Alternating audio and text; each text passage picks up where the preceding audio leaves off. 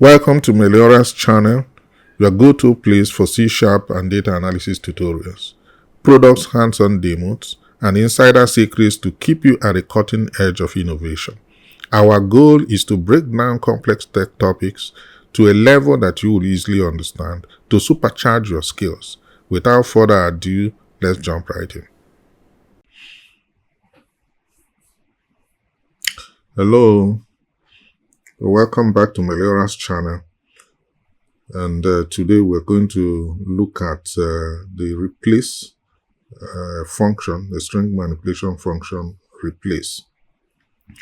As you can see in our, if I go to the main windows and then you see our set of string functions that we've been working on, you can see we just did the last one we did is compare. So we're going to do replace now. And if you click on that replace and you come over to the button, you see that the click event of the button has the btn string replace underscore click handler for it. So if you right click on this handler and say go to definition so that we see the code, we now see actually it's empty here. There is no code at this moment. So let's put some code there now to see how you can utilize the replace function to manipulate strings. So as usual, let's establish our full name there. So the full name, we usually use the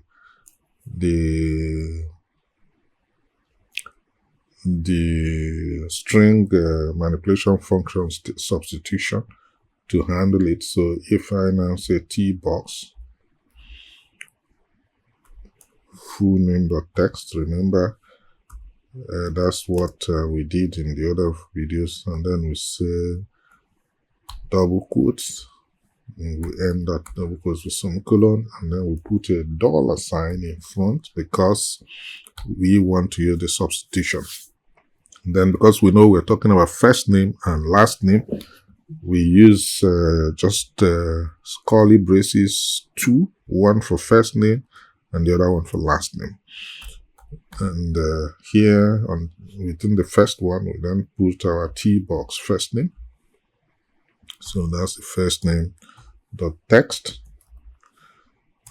And then on the second curly braces, we now take the last name, which is tbox last name dot text. And then we just come in between the curly braces and put a space so that there will be a space separating the first name and the last name. And with that done, we have our full name captured within the tbox full name.text control element. So with this captured, the next thing we're going to do now is to apply our replace function. So in this replace function, we want to say, for instance, that in tbox name, in the tbox first name, in the first name that will be entered by the user, we want, or in the full name, we want every occurrence of the letter, say E, to be a small e to be replaced with a capital E, for instance.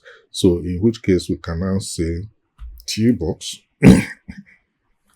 full name. So tbox full name dot text equals, or rather we want the result to actually be in the tbox result. So let's do tbox result first, where the result will be. So tbox result dot text equals, so I take out this equal sign here.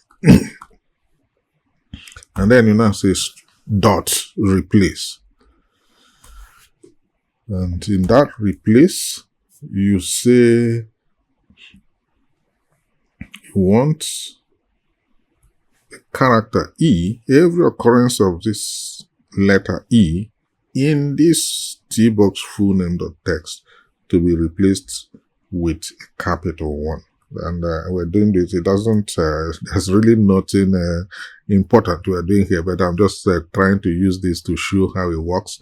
So, but I'm also using the small letter E being replaced with capital letter E so that we'll see it here. It will be very obvious. It will be very conspicuous when we see the outcome, you know. So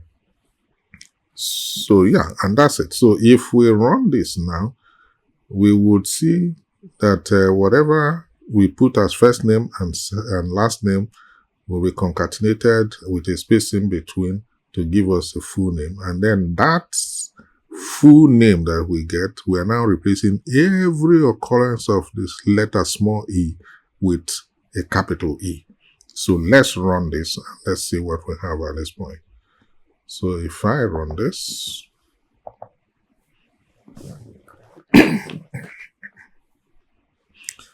and then I type Bernard Eze, as has already been entered by default for us. So if you see there is a small e in Bernard here, and there's another small e in Bernard here. So the expectation is that we will get a Bernard space Eze, but all the small e's will be changed to capital E's, and it will be displayed right here. So let's click replace and see what happens. And that's right. So you see, it's now showing B capital E here because there was a small e here. And then there was also a small e here, which has now been changed to capital E. So the replace string function is working as expected. So, and this pretty much brings us to the end of how you can use the replace string function. Thank you for listening, and I urge you to come back and watch the next set of the videos for the remaining functions, which are now toString, toUpper, toLower, append, and any. So those videos are also in the making, and I will implore you to ensure that you watch them as soon as. So if you've not subscribed to this channel, I think you should subscribe and click the notification bell so that each time we publish these videos, these new videos, you get notified, and then you can jump in straight away to follow the sequence of what we are presenting. Thank you. Bye for now. Thank you for watching, and if you learned something new or enjoyed this video, be sure to show us support by clicking like and subscribe. Your support helps us to bring you even better content, so stay tuned for the next exciting video. You can also click the link below to see other free and paid videos on other exciting topics. If the click did not work, kindly copy the link and paste on your browser. Thank you, and see you in the next video.